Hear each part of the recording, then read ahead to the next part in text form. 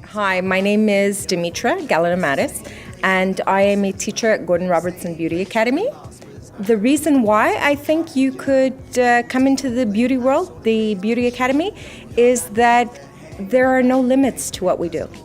You can become a hairstylist on a cruise ship and travel the world. I have friends who work for Cirque du Soleil and travel the world. I have friends who do hair in newscasting and do 2 clients a day and make more salary than some people make in a week. I myself am a plateau artist, meaning I've traveled the world working the national hair shows. So that's taken me to everywhere, from Florida to Italy to sky's the limits. So you can take this anywhere you want it to go. Sky's the limits in what we do. I actually had no idea what I wanted to do before I started here. And then I started working in a salon at Samuel Augustine, actually. And I just really liked it, so I got into it that way.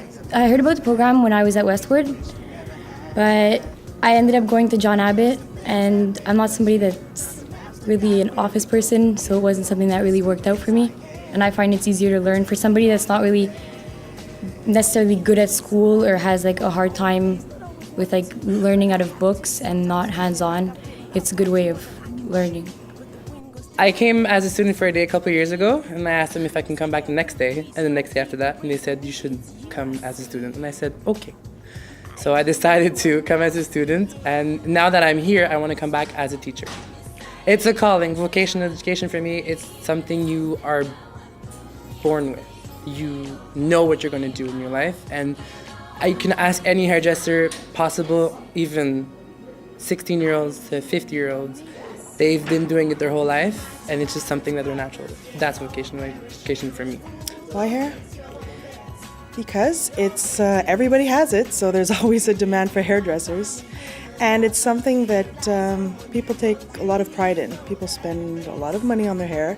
People spend a lot of time on their hair. There really is no average day, honestly, because it's always different. Some days we're in salon, some days we're in theory, some days we're on stage. So we could be sitting in a class all day long listening to the teacher talk, like in high school or whatever, or we could spend the whole day doing each other's hair. You know, it's always fun though. It's always interesting. It's always something new. If you're willing to work hard, you can make a lot of money. You will be your own boss. You don't have to answer to anyone. It is your business. It's up to you. But you have to be willing to put in that time and effort. It's not easy, but it's worth it.